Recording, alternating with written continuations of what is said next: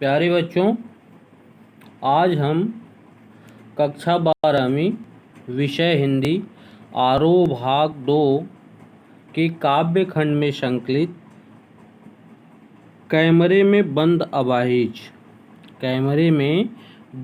अपाहिज जो रघुवीर सहाय की रचना है, इसको पढ़ेंगे।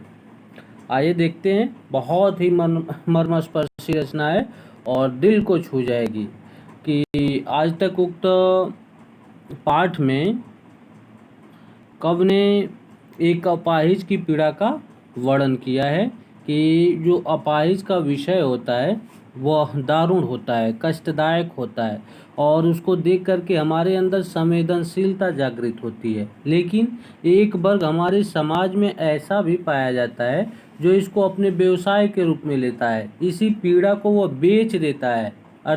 ऐसी पीड़ा की विभिन्न स्थितियों को दिखाने का कार्य करता है और उसके माध्यम से अपने अपने लोगों के विभिन्न महत्ताओं से अवगत कराता है कि कौन व्यक्ति किस रूप में कैसे कैसे लेता है। तो ये सब जानने से पहले आइए हम कवि का जीवन परिचय देखते हैं। तो रघुवीर सहाय समकालीन हिंदी कविता के संवेदनशील कवि हैं, अर्थात लोगों की उक्त में एक बात और बता दें कि इनकी जो कविताएं हैं, संवेदनशीलता का उदाहरण कहाँ से प्रस्तुत होता है, तो इनकी जो कविताएं हैं वे सड़क पर, चौराहे पर, दफ्तर, अखबार, संसद, बस, रेल और बाजार की बेलौश भाषा में उन्होंने कविता लिखने का कार्य किया है। एकदम अवाक रूप से समाज के ऐसे दलितों को जो सताए जाते हैं, पीड़ितों को, दुखी दर्द वाले व्यक्तियों को, इनको अपने कविता का विषय बना लेते हैं और इनको देने का कार्य करते हैं, अर्थात इनकी संवेदना उनके प्रति जुड़ती है और उसको व्यक्त करते हैं। इनका जन्म लखनऊ उत्तर प्रदेश में सन 1929 में हुआ था। इनकी संपूर्ण शिक्षा लखनऊ में ही हुई। वहीं से इन्होंने अंग्रेजी साहित्य में एमए किया। प्रारंभ में ये पेशे से पत्रकार थे। इन्होंने प्रतीक अखबार में सहायक संपादक के रूप में भी काम किया है। ये आकाशवाणी के समाचार विभाग में रहे। कुछ समय तक हैदराबाद से निकलने वाली पत्रिका कल्पना और उसके बाद दैनिक नवभारत टाइम्स तथा दिनमान से संबंध रहे। साहित्य सेवा के कारण इन्हें साहित्य अकादमी पुरस्कार से सम्मानित किया गया तथा इनका देहावसान सन 1990 में दिल्ली में हो गया। आप दूसरे शतक के कवि हैं और दूसरे शतक की शुरुआत तार शतक की शुरुआत दूसरे शतक की अगे ने की थी, जो सन 1951 में किया था और उनके महत्वपूर्ण काव्य संकलन हैं सीढ़ियों पर धूप में, आत्महत्या के विरुद्ध, हंसो हंसो जल्दी हंसो, लोग भूल गए हैं आदि। रघुवीर सहाय की जो भाषा शैली है वह बातचीत की शैली है। जैसे आप बातचीत कर रहे होते हैं, ऐसी भाषा शैली का इन्होंने प्रयोग किया है। अनावश्यक शब्दों के प्रयोग से या अनावश्यक शैलियों से ये अपने आप को बचाते रहे और हमेशा उससे दूर करते रहे। इन्होंने कविताओं में अत्यंत साधारण तथा अनायास सी प्रतीत होने वाली शैली में समाज की दारुण व्यवस्था, विडंबनाओं को व्यक्त किया है। साथ ही अपने काव्य में सीधी, सरल और सधी भाषा का भी आपने प्रयोग किया है। आइए उक्त पाठ का सारांश देखते हैं कि आपकी प्रस्तुत जो कविता है वह कैमरे में बंद अपाहिज जो लोग भूल गए हैं काव्य संग्रह से ली गई है। और इसमें ऐसा दिखाया जाता है कि कैमरे में बंद अपाहिज जो कविता है वह शारीरिक चुनौती को झेल रहे व्यक्ति की पीड़ा के साथ साथ दूर संचार माध्यमों के चरित्र को भी रेखांकित किया गया है कि जहां एक व्यक्ति ऐसी यातना, ऐसी पीड़ा को सहन कर रहा है, बर्दाश्त कर रहा है, वहीं जो हमारा दूर संचार है वह कैसे इसको अपने मूल रूप में व्यवसाय के रूप में परिवर्तित कर करके और पीड़ा भी बेच देने का कार्य करता है। सपोज दैट एक उदाहरण देखेंगे कि वर्तमान की मीडिया क्या है कि अभी कोरोना नामक जो अपने देश में सबसे भयावह बीमारी चली हुई है, अपने ही देश में क्या पूरे विश्व में, लेकिन हम भी प्रगति की तरफ, इस बीमारी हमको भी अपनी चपेट में बहुत तेज़ गति से ले रही है और वर्तमान में उसकी संख्या आज लगभग 55-60 हज़ार और एक दिन में हुआ है लगभग 15 लाख से एबव हम अब जा रहे हैं आज के डेट में। तो मीडिया के इस दुष्परिणामों को दिखाने का क्या कारण है कि अभी गए दिनों में आपने अपने परिवेश में देखा होगा कि विकास दुबे कानपुर वाले का एक मामला एक साथ ज्ञान में आया, जो दोषी को विभिन्न तरीके से मीडिया उसके घर की एक एक चीज़ों को खंगाली, दिखाई, बताई आदि, जो कुछ भी उनका रवैया रहा, एक हफ्ते तक पूरे न्यूज़पेपर पर, चाहे आप टीवी ऑन करिए, चाहे आप न्यूज़पेपर लीजिए या जो कुछ भी आप जहां देखना है सोशल साइटों पे अगर आप जाइए तो सिर्फ अगर कुछ दिखाई देता था तो सिर्फ विकास दुबे कानपुर वाले का उद्धरण हुआ करता था। अब उसके बाद मीडिया धीरे से मुंबई चली गई और मुंबई अमिताभ बच्चन की जो फैमिली थी वह कोरोना से ग्रसित थी, पूरी मीडिया उधर चली गई, अमिताभ बच्चन की दैनिक दिनचर्या पे लग गई, फिर पत्र पत्रिका उठाई, अरे भाई जहाँ 15 लाख लोग बीमार हैं वहाँ आप एक व्यक्ति विशेष की बात कैसे कर सकते हैं। लेकिन मीडिया की ये अपनी उसकी विभिन्न रणनीतियां हैं अपने आप को शो करने के लिए, जो कुछ उसका माध्यम है उसके चैनल को जैसे बोनस मिलेगा या जैसे लोग जानेंगे, अत्यधिक लोग पसंद करेंगे आदि आदि, उनकी अपने मन में सोच निहित होगी और पूरी मीडिया उधर की तरफ चली गई। अभी वर्तमान में एक राफेल जो भारत में आया हुआ है फ्रांस से खरीद कर करके, उसकी विभिन्न तरीके की बातें लोगों को बताई जा रही है, विभिन्न तरह का विज्ञापन दिया जा रहा है, विभिन्न तरह से अवगत कराया जा रहा है आदि आदि की विभिन्न चीज़ें। तो कहता है कि वही मीडिया अर्थात जो लोगों को समाचार देने का कार्य करती है वो उस व्यक्ति की संवेदना को बेचने का कार्य करती है कि कैसे अपने अपने तौर तरीके से उसको प्रस्तुत करती है। यह कविता जो लोग भूल गए हैं संग्रह से ली गई है, जो शारीरिक चुनौती को झेल रहा एक व्यक्ति है।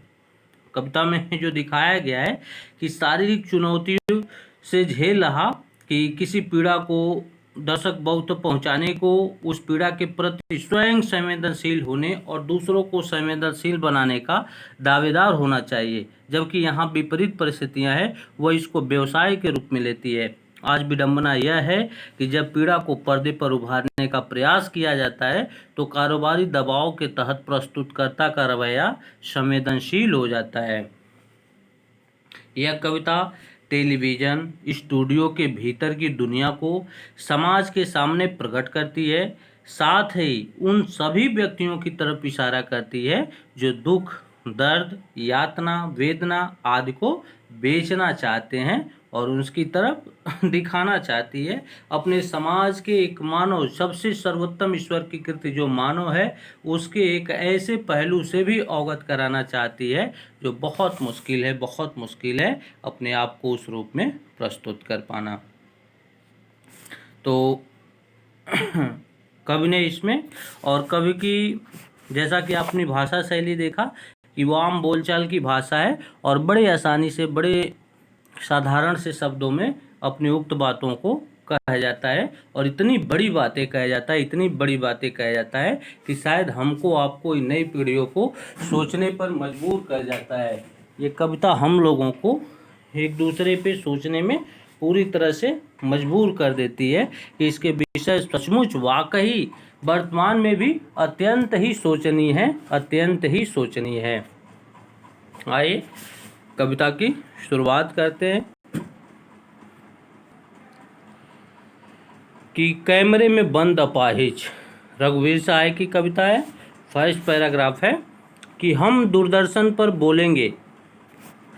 कविता का जो सारांश आपने देखा कि दूरदर्शन के संचालक महोदय जो हैं स्वयं को शक्तिशाली बताते हैं और तथा दूसरे को कमज़ोर। वे विकलांग से पूछते हैं कि क्या आप अपाहिज हैं? आप अपाहिज क्यों हैं? आपको इससे क्या दुख होता है? ऊपर से वह दुख भी जल्दी बताइए, क्योंकि समय नहीं है। अपनी मजबूरियों को भी दिखाते हैं, अपने आप को इस रूप में प्रस्तुत करना चाहते हैं जो संचालक महोदय हैं कि हम बहुत व्यस्त प्राणी हैं और आपको, आपकी पीड़ा को यहाँ तक हम ला पाए हैं, ये आपके लिए बहुत बड़ी सौभाग्य की बात है कि आप हम तक पहुँच पाए हैं, आदि या चीज़ों से अवगत करा रहे हैं। फिर कहता है कि उनके प्रश्नों से जो विकलांग व्यक्ति है वो घबरा जाता है। प्रश्नकर्ता अपने कार्यक्रम को और रोचक अर्थात और मिर्ची मसाला देने के लिए बनाना चाहते हैं और उसे रुलाने की कोशिश करता है ताकि दर्शकों में करुणा का भाव जग सके। इसी के उद्देश्य से पूरा होगा। वह इसे सामाजिक उद्देश्य कहता है, परंतु पर्दे पर वक्त की कीमत है। वाक्य से उसके व्यापार की पोल खुल जाती है। एक लाइन, एक शब्द अपाहिज से कहता है, जब बार बार उसे प्रेशर दे रहा होता है तो कविता में एक लाइन है जो बहुत ही मार्मिक है, बहुत ही हृदयस्पर्शी है, आपको सोचने पर मजबूर कर देगी, आपको वहाँ तक ले जाने पर मजबूर कर देगी और उनके विभिन्न ऐसे कुकृत्यों के प्रति, कुकृत्य ही कहेंगे जो उनकी इस तरह की मानसिकता, अपने जो विकलांगता है वो कभी किसी के साथ कुछ इस तरह की घटनाएं हो सकती है। हो सकता है ईश्वर ने जन्म से उसको बनाया हो सकता है बाद में आकर करके कुछ इस तरह की चीज़ें उसे की हो। तो हमारी समझना, कभी उनको हे दृष्टि से हमको नहीं देखना चाहिए। हमको अपने साथ उठने बैठने का, चलने फिरने का, उनके साथ रहने का, सब कुछ का अवसर प्रदान करना चाहिए। कभी उनको उनकी निंदा आदि से या कभी किसी तरह के उनके विभिन्न अपने अवगुणों से ऐसा नहीं करना चाहिए। आज हम ही स्वस्थ हैं, कल को हमारा एक्सीडेंट हो जाएगा, हम किस रूप में होंगे ये हम आप नहीं जान रहे होते हैं। तो हम कभी भी उस परिस्थितियों में बदल सकते हैं। तो कभी किसी की विकलांगता पर आज से आप उसका मजाक नहीं उड़ाइएगा, आप उसको किसी तरह से ठेस नहीं पहुंचाइएगा, दुख नहीं पहुंचाइएगा, कष्ट नहीं दीजिएगा। जहां तक हो सके आप उसका सिर्फ सहयोग ही करिएगा, ये अपने मन में ठान लीजिए। तो आइए देखते हैं कि कवि कहता है कि समाज की विभिन्न स्थितियों को और एक ऐसे व्यक्ति विशेष को जो लोगों को जन जन तक खबरें पहुंचाने का कार्य करती है और लोगों को उसमें जागरूक करने का कार्य करती है, ऐसे पेशे के कार्यरत लोगों के अपनी जो मानसिकता निहित होती है उन मानसिकता के पीछे दिखाने का कार्य करता है। कि हम दूरदर्शन पर बोलेंगे, हम समर्थ शक्तिमान, हम एक दुर्बल को लाएंगे एक बंद कमरे में, उससे पूछेंगे तो क्या आप अपाहिज हैं? तो आप क्यों अपाहिज हैं?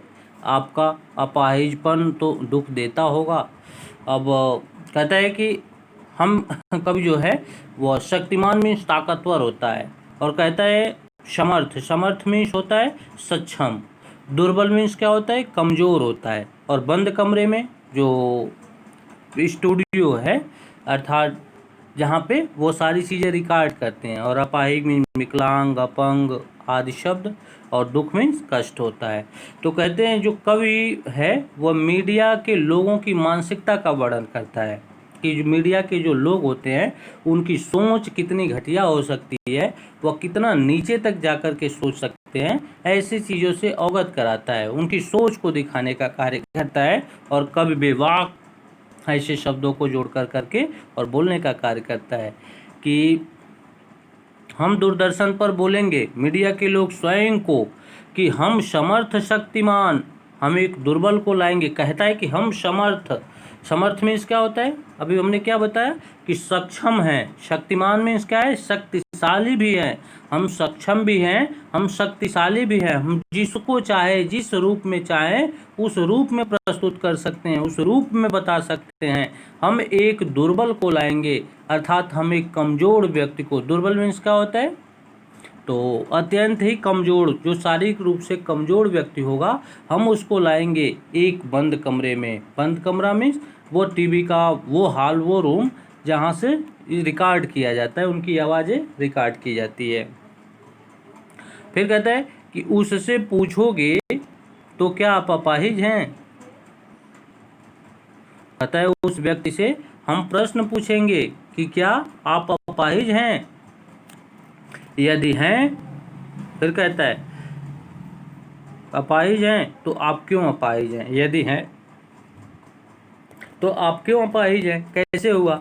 क्या आपका अपाहिजपन तो दुख देता होगा? देता है, अपाहिजपन को दुख देता है। ये प्रश्न इतने बेतुके हैं कि अपाहिज इसका उत्तर नहीं दे पाएगा। अब व्यक्ति उसके साथ कौन सी घटना घटी, वो जन्म जन्मांतर है या बाद में आकर के हुआ, और इतने विकट, अर्थात उसके कहते हैं व्यक्ति के ऊपर पहाड़ ही टूट गया। तो हाथ पैर का नष्ट हो जाना या कुछ इस तरह की चीज़ें होना, चल उठ नहीं पाना, विभिन्न तरह से अपनी चीज़ें व्यक्त न कर पाना, अपने कर्म न कर पाना, जो विभिन्न यथावत स्थिति उसकी अपाहिज की रही हो, वह जैसे तैसे भूल चुका है और एक जीवन जी रहा है, एक ढर्रे पर आ गया है, अपने उस कष्ट को, अपने पीड़ा को भुलाने की कोशिश कर रहा है। और ये व्यक्ति विशेष, अर्थात जो मीडिया होती है और मीडिया के जो लोग होते हैं, अर्थात जो संचार पत्रकारिता के लोग होते हैं, ये क्या करते हैं कि मीडिया वाले उसको फिर से उसके घावों को कुदेर देते हैं, अर्थात फिर से उसको हम पुनः पनपा देने का कार्य करते हैं। एक कहानी मैं यहाँ आपको सुनाऊंगा कि बंदर, आपने देखा है ना, तो बंदर की कभी मूल मृत्यु नहीं होती है। अर्थात जैसे जो हम मानवों में हम संपूर्ण एज अपनी जी करके और जो हमारी अपने आप ईश्वर की मृत्यु होती है, ऐसी संपूर्ण एज बंदर नहीं जी पाते हैं। कारण कि वह जहाँ रहते हैं वहाँ समूह में रहते हैं, और कभी पेड़ से इधर उधर उछलते समय या गिर जाते समय कहीं किसी तरह का फोड़ा फूसी हो जाता है या कहीं से चोट आ जाती है, तो हर एक बंदर जो होता है वो डॉक्टर होता है। सारे बंदर अपने आप में डॉक्टर होते हैं, तो वो सारे बंदर उसको देखने आते हैं। अब ऐसा नहीं कि एक ही दिन आकर के उसको देख लिए और एक ही दिन जब जिसको जैसे टाइम मिलता है और जैसे सूचना मिलती है, तो उस जो घायल है या फिर जैसे बीमारी से या फोड़े से ग्रसित जो व्यक्ति है, वो बंदर है सॉरी, वो उसको देखने वो सारे आते हैं और अपने हाथों की उंगलियों से, नाखून से उस घाव को वो नासूर बना देते हैं और इतना भयावह बना देते हैं कि उसी से उसकी मृत्यु हो जाती है। तो यहाँ भी सेम प्रोसेस वही है कि वो व्यक्ति उसको भूल चुका है, अर्थात उसके साथ कौन सी घटनाएं घटी और कैसे ये हुआ, अब वो अपना जीवन जी रहा है, लेकिन मीडिया वाले ऐसे ऐसे प्रश्न कर करके और उसको फिर से ताज़ा कर देते हैं जैसे वो आज ही अपाहिज हुआ हो, उसको ऐसा प्रतीत होने लगता है। फिर कहता है कि ऐसे बेतुके, अर्थात जिसका कोई उत्तर ही नहीं हो सकता, जिसका कोई जवाब ही नहीं हो सकता, ऐसे प्रश्न पूछे जाएंगे और वो इसका उत्तर नहीं दे पाएगा, जिसकी वजह से वो एकदम शांत रहेगा, एकदम चुप रहेगा। ईच बीच जो प्रश्न करता होगा, अर्थात जो मीडिया की तरफ से व्यक्ति होगा, वो कैमरे वाले को निर्देश देता है कि इसको, अर्थात किसको, अपाहिज को स्क्रीन पर बड़ा बड़ा दिखाओ।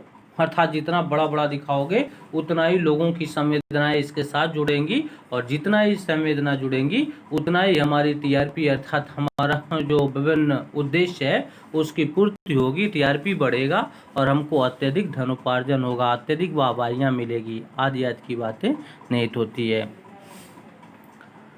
फिर उससे प्रश्न पूछा जाएगा कि आपको कष्ट क्या है, अपने दुख को जल्दी बताइए।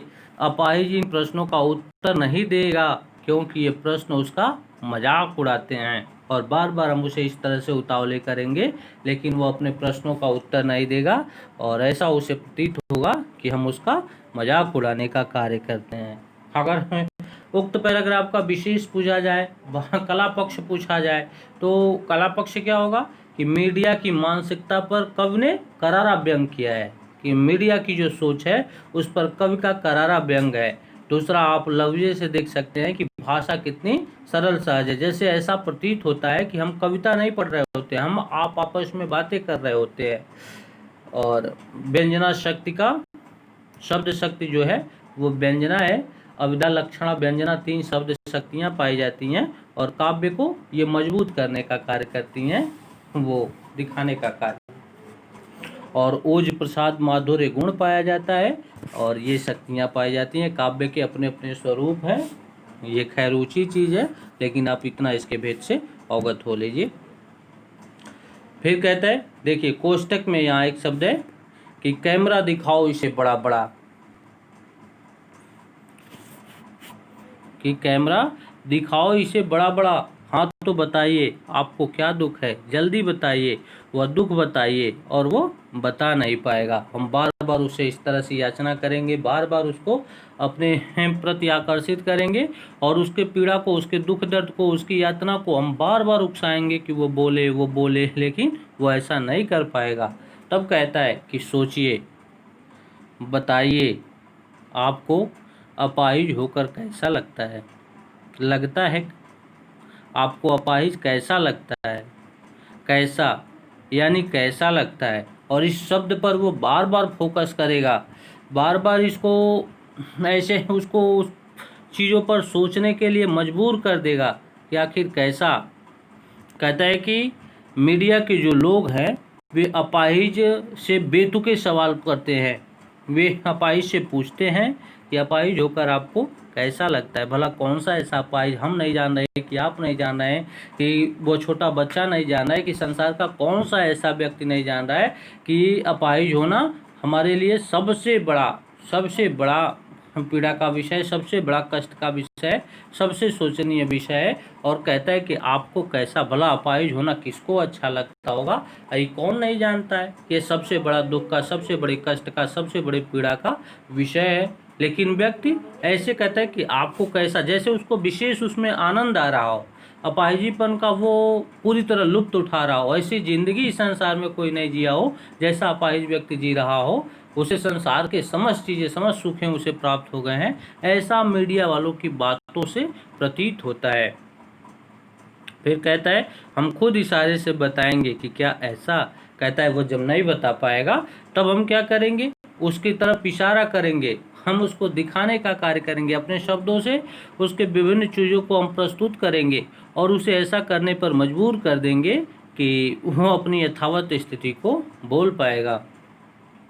कि हम खुद, फिर कहता है सोचिए,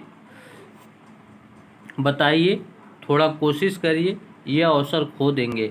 कहता है कि फिर बताइए, सोचिए, बताइए, नहीं तो यह अवसर अर्थात हमारे पास आपका आना बहुत बड़ा अवसर है, बहुत बड़ा अवसर है, और आप यही अवसर खो देंगे।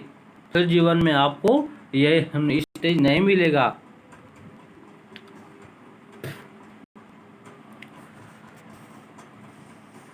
अवसर खो देंगे। आप जानते हैं कि कार्यक्रम रोचक बनाने के वास्ते हम पूछ कर उसको रुला देंगे। कहता है कि अपने कार्यक्रम को अत्यधिक आकर्षक, अत्यधिक रोचक बनाने के लिए हम उसको इतना पूछेंगे कि उसे रुला देंगे। फिर कहता है कि इंतज़ार करते हैं, आप भी उसके रो पड़ने का करते हैं, यह प्रश्न पूछा नहीं जाएगा। कहता है इंतज़ार करते हैं कि आप भी उसे रो पड़ने का, लेकिन कि क्या आप भी रो सकते हैं, लेकिन ऐसे प्रश्न कदापि पूछा नहीं जाएगा। थोड़ा सोच समझ कोशिश करके बताइए कि यदि आप इस समय नहीं बता पाएंगे तो अपना सुनहरा अवसर खो देंगे। अपाहिज के पास इससे बढ़िया कोई मौका नहीं हो सकता कि वो अपनी पीड़ा समाज के सामने रख सके। आपको वो मिला हुआ है, आप संसार को अपनी स्थितियों से अवगत करा दीजिए। मीडिया वाले कहते हैं कि हमारा लक्ष्य जो है अपने कार्यक्रम को रोचक बनाना है, और इसके लिए हम ऐसे प्रश्न पूछेंगे कि वह रोने लगेगा। वे समाज पर कटाक्ष करते हैं, हम पूछकर उसे रुला देंगे। इंतज़ार करते हैं, आप भी उसके रो पड़ने का करते हैं, यह प्रश्न पूछा नहीं जाएगा। कहता है कि हम उसे और ऐसे प्रश्न पूछेंगे कि वो रोने लगेगा। वे समाज पर भी कटाक्ष करते हैं कि वे भी उसके रोने का इंतज़ार करते हैं, पर वह यह प्रश्न दर्शकों से नहीं पूछा जाएगा। कि समाज के लोग भी ये चाहते हैं कि ये रोए, ये अपने कष्ट से अवगत कराए, अपनी स्थितियों को दिखाए, लेकिन हम ये प्रश्न समाज से अवगत नहीं, कि जो हम पूछ रहे हैं वे समाज के लोगों की चाह है, उनकी डिमांड पे ऐसा हम कर रहे हैं, आदि आदि की बातें बताने का कार्य करता है। अगर इस पैराग्राफ का विशेष देखें तो कवि ने छीण होती मानवीय संवेदना का चित्रण किया है कि अगर हमारी संवेदनशीलता ही नहीं रहेगी, हमारा अपाहिजपन की जो मनोवृत्तियां हैं, जो हमारी दयालुता है, अगर ऐसे व्यक्तियों के प्रति जो आंख से अंधे हैं, शारीरिक रूप से विकलांग है, चलने फिरने में असमर्थ हैं, ऐसे लोगों के प्रति हमारी दयालुता ही जब नहीं होगी, तो फिर हम मानव जो हैं वे पशु के समान हो जाएंगे, जानवरों सी हमारी स्थिति हो जाएगी, हमारे अंदर और उनमें कोई फर्क ही नहीं महसूस होगा, इस तरह की स्थिति आ जाएगी। तो कहता है कि जो मानवीयता है वो लोगों में नष्ट होती आ रही है। कवि ने ऐसा दिखाया है कि पीढ़ियाँ जैसे जैसे विकसित होती जा रही हैं, वैसे वैसे मानवीयता उसके अंदर से खत्म होता जा रहा है। फिर कहता है कि काव्य में नाटकीयता है, फिर सरल एवं सहज भाषा शैली है, और अनुप्रास अलंकार का प्रयोग दिखता है, और जो छंद है वो छंदों से मुक्त कविता है। फिर कहता है, अगला पैराग्राफ देखेंगे कि फिर हम पर्दे पर दिखलाएंगे फूली हुई आंखों की एक बड़ी तस्वीर, बहुत बड़ी तस्वीर, और उसके ओठों पर एक कसमसाहट भी। आशा है आप उसे उसकी अपंगता की पीड़ा मानेंगे। एक और कोशिश। कहता है कि दूरदर्शन वाले अपाहिज का मानसिक शोषण कर रहे होते हैं। उक्त को पढ़ने से ऐसा प्रतीत होता है कि जो दूरदर्शन वाले हैं वो अपाहिज का मानसिक शोषण कर रहे हैं। वे उसकी फूली हुई आंखों की तस्वीर को बड़ा करके पर्दे पर दिखाएंगे। वे उसके ओठों पर होने वाली बेचैनी को और कुछ न बोल पाने की जो तड़प है उसको भी दिखाएंगे।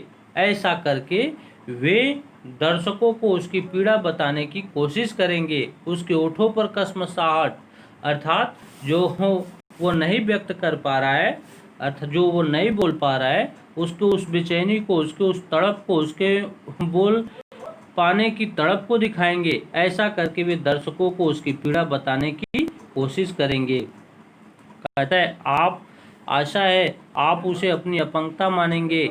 यह एक कोशिश बात कि वे कोशिश करते हैं कि वह रोने लगें। फिर कहता है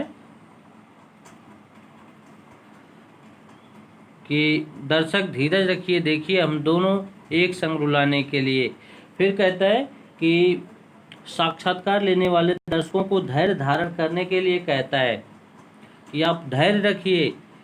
दर्शकों से आग्रह करता है कि आप धैर्य रखिए, धीरज रखिए, मीन्स धैर्य रखिए, हम दोनों एक संग रुलाने हैं।